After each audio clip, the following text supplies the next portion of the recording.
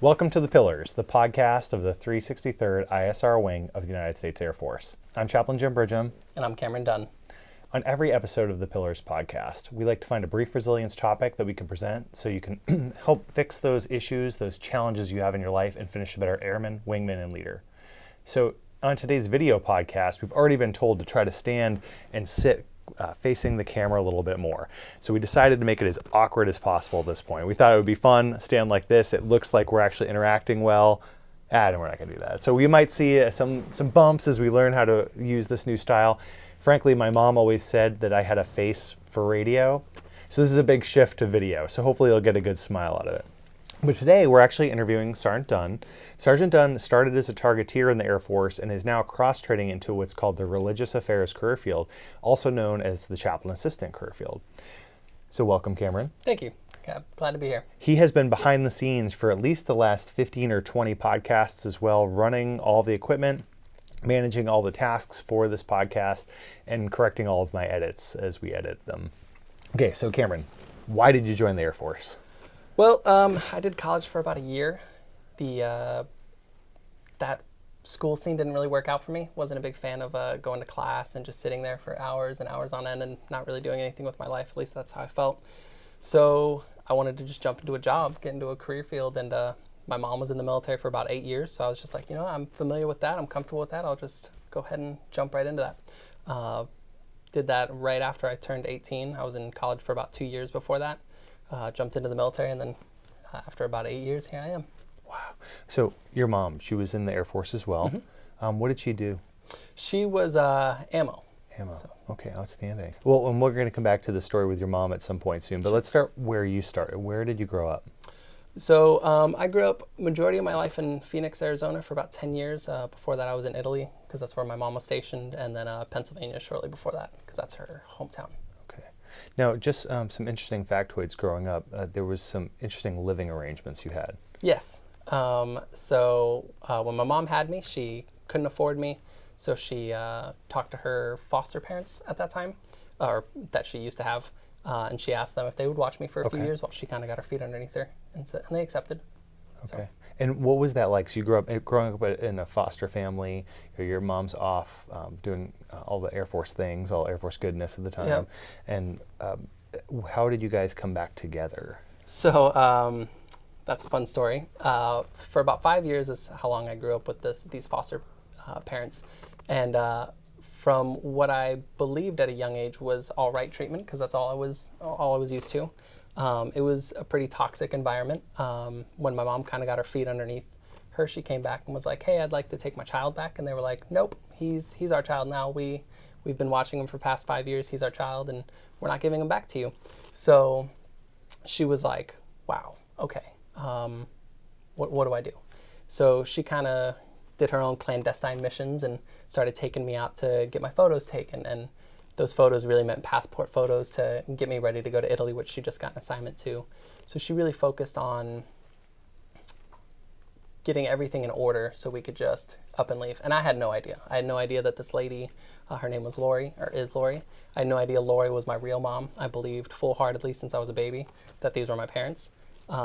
And so finally she kind of got all her ducks in a row and was like, "Hey, can I take Cameron out for ice cream?" And they were like, "Of course, sure." So how old were you then at this point? I was 5 years old. 5 years old, okay. 5 years old, yep. So my mom takes me into a van, as creepy as that is, and she's like, "Hey, you're very lucky. You have two moms that love you very much. I'm your real mom." And I was just like, "Cool," totally fine with it. 5-year-old me was just laid back, let it all happen. I think that's why I still am the way I am. And I was like, "All right, cool." She's like, "All right, well, would you like to come with me and live with me in Italy?" And I was like, "I don't know where that is, but sure." So she takes me onto the plane. Right before we get on the plane, she calls back to the old foster parents. She goes, "Hey, I have my son with me. I'm about to leave the country.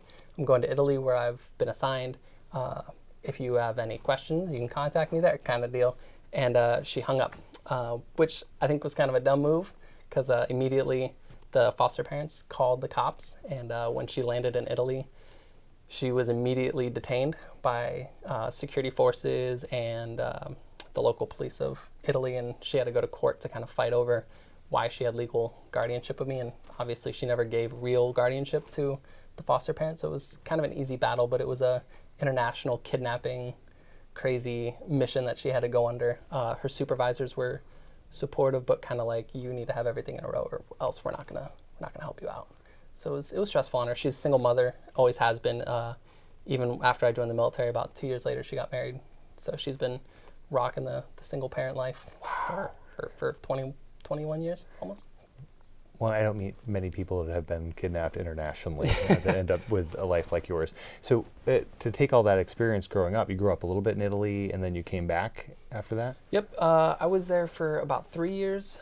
My mom was there for a total of 5, and then she got assignment to Luke Air Force Base in Phoenix, or near Phoenix. So you grew up there, you joined the Air Force for targeting, right? As you come in, how did you choose that career field, or did it choose you? So this is kind of nerdy. I liked Halo, and when I first started playing, Don't we all? there was always this map. They always talked about the cartographer, and I was like, what's a cartographer? And it was, you draw out maps and you navigate and like you build. And I was like, oh my goodness, this is amazing. This is such a cool thing. So I was like, maybe that's what I want to do. So I go to a recruiter and I was like, I want to deal with maps. I want to make maps. And the guy was like, oh, I got just the job for you, Intel. And I was like, that sounds great. Let's do it. And so I put it as number 1 and immediately got picked up for a geospatial intelligence. And so I went to join the military thinking that I was going to be able to grow a beard, go undercover, be a spy, James Bond, get fancy cars and gadgets. And that was not quite the life the Air Force had planned for me. So, did you enjoy your time? Absolutely. Yeah. I loved targeting and Intel. It was a lot of fun, a lot of good connections, and the unique culture that Intel lives in.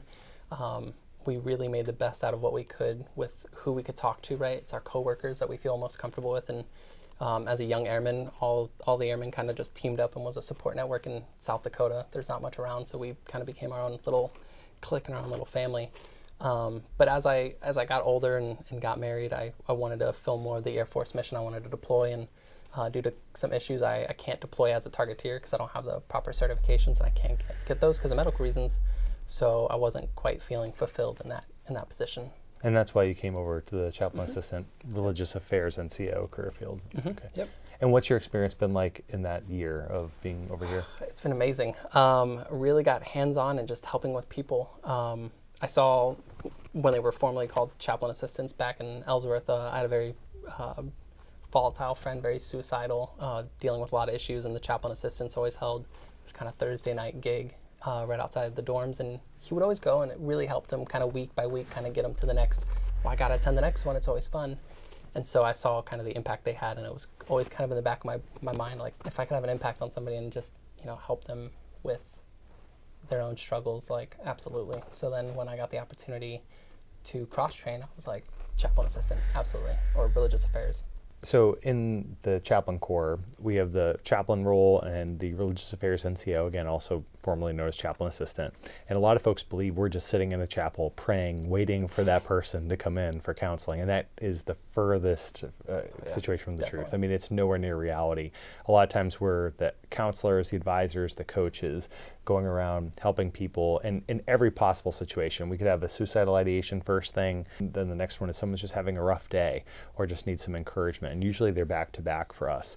So what Cameron does a lot of are those walk-in counseling / coaching situations where someone comes up and just needs some help and just needs an encouraging word as an NCO. Sometimes folks feel more comfortable reaching out to him as a fellow NCO, someone who's been in the intelligence world for a long time, than talking to me. And has that been the case for you? Yeah, people really do open up to, you kind of know my suck, the struggles I've been through. And not only that, I was assigned to one of the squadrons here on base. So not only is it you have the same job as me, but I am also familiar with you because you're part of my old squadron, or you are a sister squadron to me. So it was it's very amazing opportunity to just kind of have that opportunity for people to just be like, I feel comfortable with you. So when you go around, you'll go do some visitation, and usually with our mental health technician, psychologist, or me, and usually we go with at least 2 and a dog. So we have Moses and Lady will go around, usually one or the other. When you walk into a work center, so you walk into a section in one of the buildings with the dog, what do you hope to get out of that interaction? What do you hope to do? To interrupt as much work as possible, just like you. That's right. No, usually it's just what I want to get out is just have people hopefully a little bit more relaxed, a little less off edge.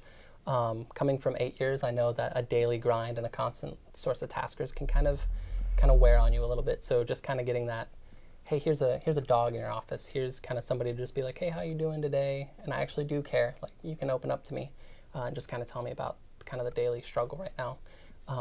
Really the big thing to get out of it is just kind of take that edge off, hopefully somebody, and they can just be like, I think I'm good for today, and just keep going. And sometimes just sharing that encouraging word is a huge thing. Just walking in and saying, I've been there, I understand what you're going through in this situation. It's huge. Okay, so I want to get some other questions so people get to know you a little bit more. And we did prime you with this before, to be honest.